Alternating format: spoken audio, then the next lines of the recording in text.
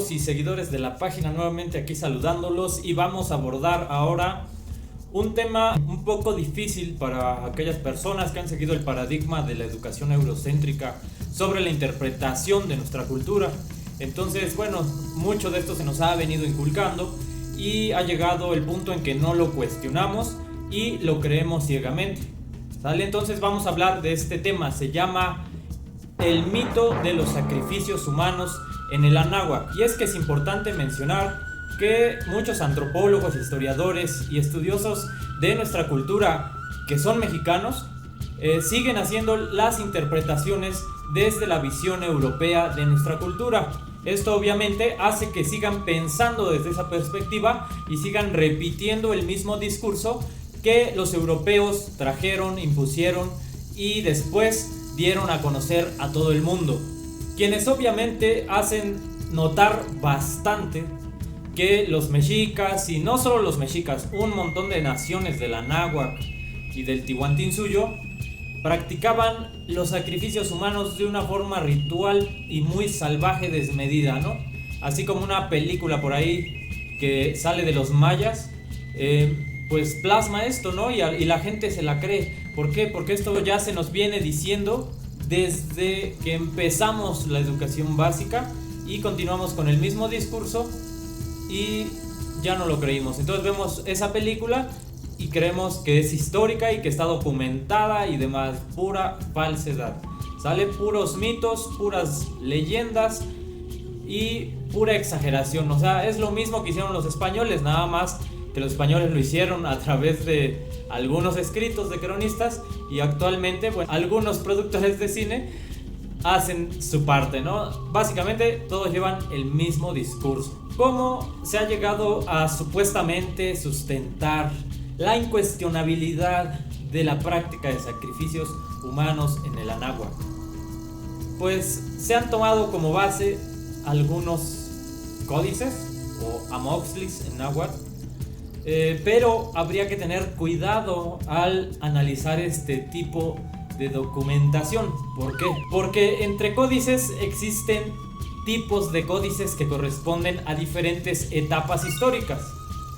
Es decir, que existen códices que se pintaron y se elaboraron antes de la llegada de los invasores españoles, y hay códices a los que se les llama coloniales, los cuales se pintaron y se escribieron cuando ya estaba instaurada la colonia en México.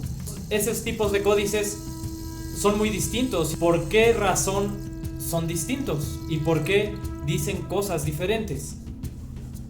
En este sentido, para entender la cultura de Anáhuac y las prácticas de culto de Anáhuac, lo más confiable que podemos tomar son los códices anteriores a la colonia, ¿sí? Porque los de la colonia pues ya tienen otro nivel de credibilidad, pero los anteriores a la llegada de los españoles, esos códices que todavía existen y que no tuvieron ninguna influencia del cristianismo, ni de los españoles, ni de toda esta difamación que hicieron, pues sí, hay que saberlos primero interpretar, no desde la visión occidental. Hay que quitarnos esa visión, tener una visión más imparcial y más allegada a la cosmovisión de los mexicas y a sus formas de expresarse, a las formas de expresarse no solo de los mexicas, sino de los mixtecos, zapotecos, tlaxcaltecas, mayas y demás. ¿Sale? Entonces, estos códices antes de la invasión son 100% confiables, pero también pueden tener interpretaciones eurocéntricas desde el punto de vista o desde el bagaje teórico de algunos autores. Entonces vamos a comenzar mencionando aquellos códices que sí son 100% confiables, es decir, que no tienen influencia de la colonia, ni de los religiosos católicos, ni de nadie, que son 100% anahuacas, y son los siguientes. Primeramente tenemos los códices mixtecos, entre los cuales están el Códice Podley, el Códice Colombino Becker, el Códice Nutal, el Códice Vindobonensis Mexicanus I, el Códice Selden, que fue concluido en el siglo XVI. Luego tenemos también los códices mayas. Entre estos está el Códice Dresde, el Códice Madrid y el Códice París. También el Códice Grolier. Luego tenemos los códices mexicas, entre los cuales está la matrícula de los tributos, la tira de la peregrinación, mal llamada peregrinación porque ya sabemos que es una migración, y el Códice Borbónico. Luego tenemos los códices del grupo Borgia, que es el Códice Borgia, por supuesto, el cual debe su nombre a este grupo. Tenemos el Códice Cospi, el Códice Fejerbari-Mayer, el Códice Laud y el Códice Vaticanus B. Sobre estos códices del grupo Borgia, pues hay un cierto debate, ¿no? Primero, en tanto su origen, entre que hay unos autores que dicen que pertenecen a la región de Guerrero y otros que dicen que pertenece a la región de Oaxaca y otros que dicen que es en la región colindante entre estos dos estados. Bueno, y también hay quien dice que provienen de Tlaxcala. Este autor se llama Alfonso Caso y él dice que provienen de allí debido a la similitud que tienen con los murales de Tizatlán. ¿Vale? Entonces vemos muchas perspectivas y mucha gente opinando y hablando y expertos en el tema dando conclusiones sobre estos temas. Entonces, a través de un análisis de estas perspectivas y de por qué los interpretan y por qué dicen cosas que no cuadran con las cosmovisiones y con las tradiciones orales y demás, pues habría que cuestionar desde allí a estos mismos autores. Y también, bueno, les comento, hay otra discusión sobre los códices del grupo Borgia, ya que pues también se debate el año en que fueron elaborados, ¿sale? Entonces aquí tenemos que algunos autores opinan que de acuerdo a su simbología fueron pintados en el periodo posclásico tardío, digamos que entre los siglos XIII y XIV del calendario gregoriano, que es el que seguimos hoy, el calendario europeo. Eso quiere decir que fueron elaborados antes de los mexicas. Bueno, estos códices, hay que mencionar, han sido tomados también como referencia por algunos autores que afirman que hubo estos sacrificios humanos como práctica ritual en la cosmovisión mexica y de algunas culturas de Anáhuac, y entonces toman los códices previos a la colonia y con base en ellos y en interpretaciones afirman que allí está la evidencia de los supuestos sacrificios humanos. Y entre estos códices, los más citados son el Códice Laud, el Nuttall, el Borgia y el Dresde, donde aparecen representaciones gráficas de personas, principalmente guerreros, que son perforados en el área del tórax por cuchillos con puntas filosas, ya sea mediante la intervención de otra persona o no. Entonces, con estas imágenes pues se hace esta interpretación y se dice, bueno, aquí está gráficamente representado, no hay duda de que hay un sacrificio humano. Aquí lo puedes ver, está una persona cortando por el tórax a otro ser humano para hacerlo un sacrificio, ¿no? Así de plano, ¿no? Como lo decían los españoles. Entonces, son estas interpretaciones. Hay que analizarlo todo, o sea, hay que ver por qué lo dicen también, qué tipo de educación traen y a través de qué paradigmas aprendieron a hacer esas interpretaciones, porque les digo, ya traen un bagaje teórico del cual pues es difícil desprenderse, o sea, es casi incuestionable. Diciendo por ahí, alguno de mis maestros de la maestría decía, agarran a sus santos científicos, ¿no? Y de esos santos científicos son incuestionables. Ese doctor en antropología, ese doctor en historia, son incuestionables porque ellos son eminencias, ¿no? son los santos de la ciencia. Entonces hay que tener cuidado con esto. Aquí es donde empieza el debate de las interpretaciones, porque mientras muchos autores oficialistas y demás vienen diciendo que sí, ahí está la evidencia, hay otros que mencionan que esas pinturas no aluden precisamente a sacrificios humanos. Entonces, ¿a qué? ¿No? Pues ahí están abriendo a alguien. ¿A qué están aludiendo? Pues bien, ellos mencionan que de acuerdo con su conocimiento histórico, antropológico, pudiesen ser ajusticiamientos, asesinatos, investigaciones anatómicas o curaciones. Bueno, pero para no quedarnos únicamente en las palabras, les voy a decir los nombres de algunos autores reconocidos, antropólogos, historiadores, incluso de investigaciones forenses y demás, que afirman que no se practicaron sacrificios humanos en el Anáhuac. Entonces, los nombres de estos autores son los siguientes: Eulalia Guzmán Barrón, antropóloga e historiadora. El doctor Peter Hassler, él es un investigador alemán que pues se internó en el estudio de estas prácticas y pues en su tesis doctoral, imagínense, dice que es mentira que se hayan practicado sacrificios humanos en el Anáhuac. También está el doctor Itizunqui Huamán, el maestro Arturo Lomas Maldonado, el historiador Pablo Moctezuma Barragán, el maestro Arturo Mesa Gutiérrez, entre otros.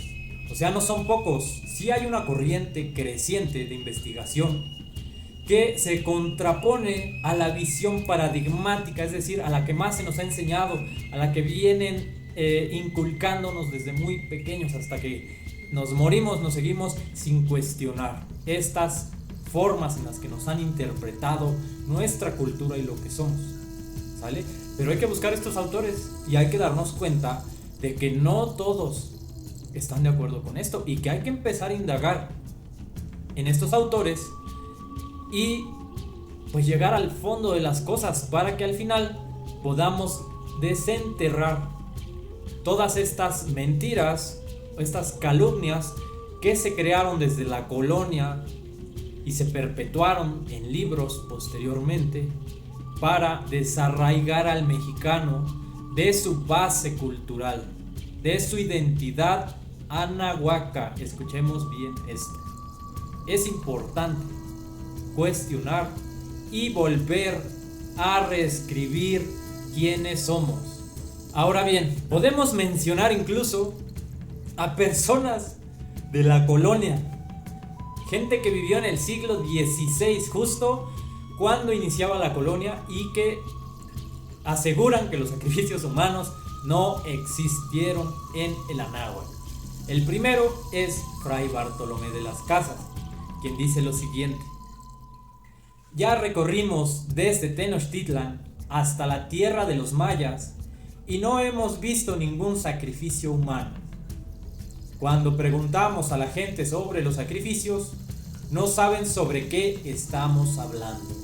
Otro autor, Álvaro Núñez Cabeza de Vaca, quien recorrió en el siglo XVI desde las tierras de Florida, que hoy es Estados Unidos, hasta México, y tampoco presenció un solo sacrificio humano.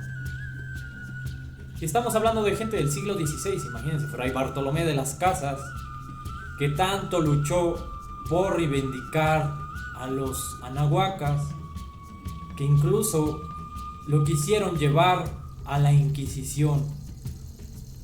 O sea, un español que vio las atrocidades cometidas por sus mismos paisanos y denunció estas atrocidades en primer lugar. Tiene escritos muy importantes Fray Bartolomé de las Casas, búsquenlos y van a ver otra realidad de una persona que vivió en el siglo XVI y que era un fraile además, que pues no soportó ver el nivel de crueldad de los hispanos en los territorios que habían llegado a dominar, porque no dominaron todo, eso hay que tenerlo bien claro. La colonia no fue total, fue parcial, pero dentro de esas partecitas donde lograron apuntalar su colonia, pues se cometieron actos muy terribles. Hay que leer a estos autores y por qué pues se oponen, ¿no? Y dicen otras cosas y dicen pues no, o sea, es falso, ¿no? Ahora bien, hay que regresar a los códices precoloniales. Primero, en el discurso, ¿qué se dice? Pues es que ahí está un sacrificio, porque los mexicas, los aztecas decían ellos, hacen sacrificios para agradar a sus dioses, para que vuelva a salir el sol y haya vida, ¿no? Y no se acabe el mundo. O sea, es una tontería garrafal, o sea, pensar eso de nuestros ancestros. Primeramente, pues ellos sabían leer los astros, ellos ya sabían que el sol continuamente giraba alrededor de la tierra y que no tenía nada que ver si ellos hacían un sacrificio, mataban a alguien para que pudiera salir.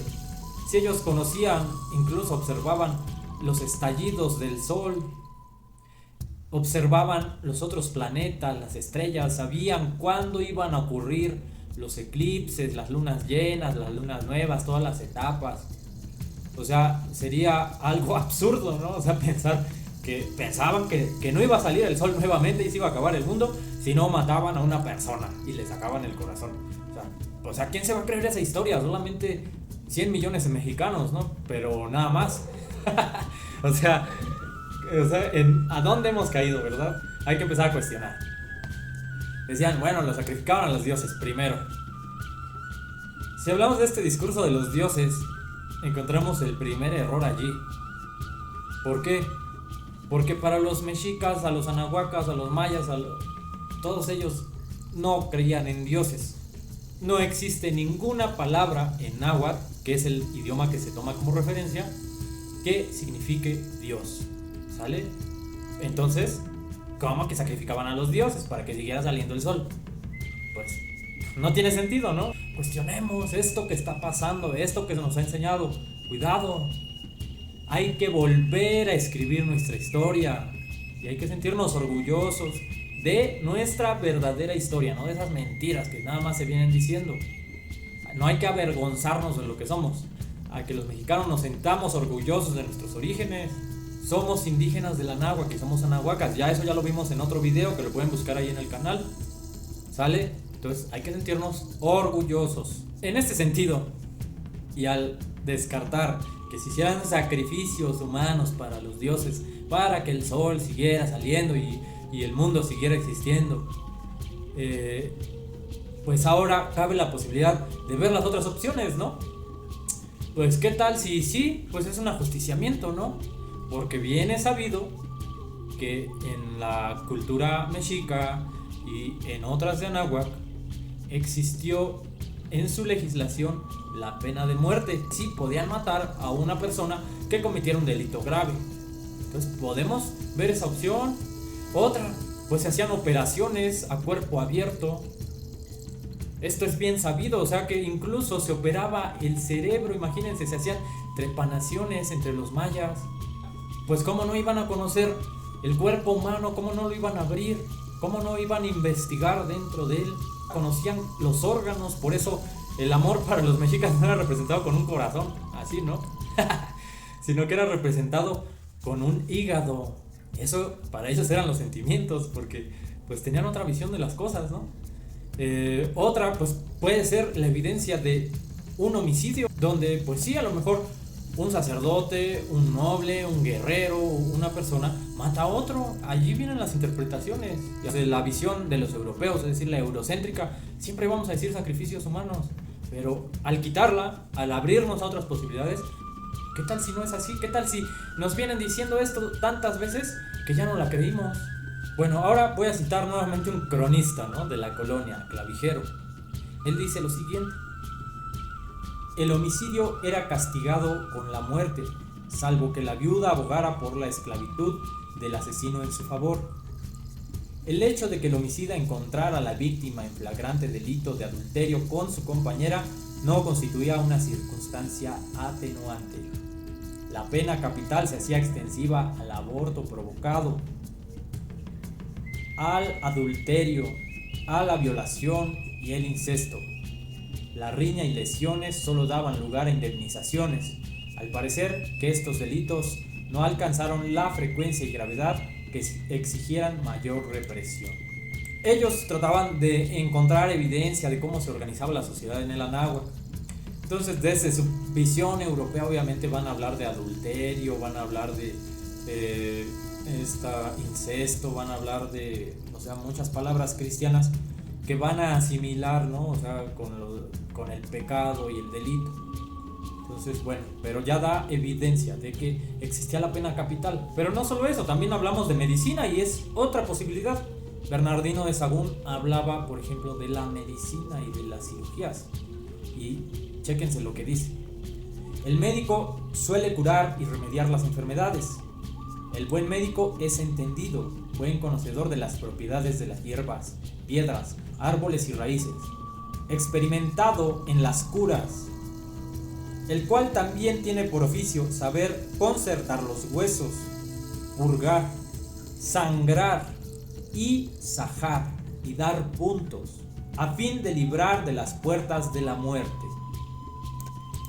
Esto en el capítulo 8 del Códice Florentino. Estamos hablando de un códice colonial, donde los indígenas pintaban bajo supervisión de frailes y de gente de la colonia. Obviamente no iban a escribir todo lo que quisieran, ¿no? Se sujetaban a lo que se les permitía plasmar y transmitir, no todo. Entonces, bueno, aquí pues hacen evidencia de que había médicos que sangraban, sajaban y daban puntos a los heridos. Esto no era algo raro aquí. El cuerpo humano se abría, se cortaba, o sea, no era un tabú. En tanto a estos códices podríamos decir esto.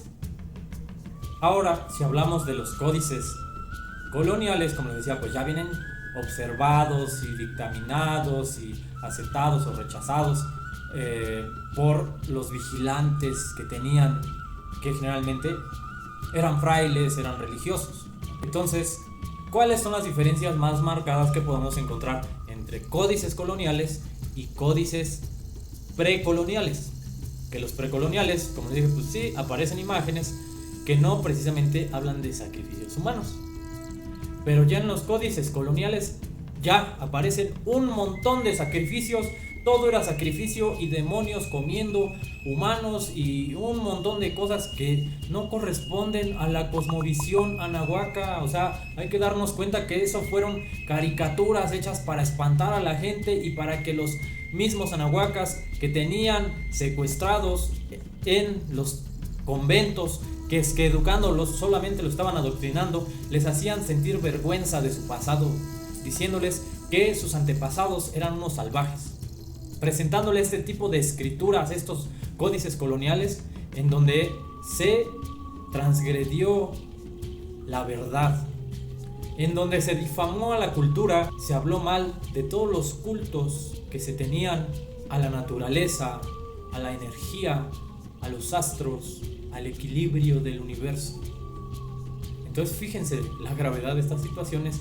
Hay que comenzar a cuestionar y hay que ver las diferencias. No todos los códices son 100% confiables. O sea, los códices coloniales no son 100% confiables. Tienen mitad y mitad. O sea, tampoco hay que descartarlos completamente y decir que no tienen nada de verdad.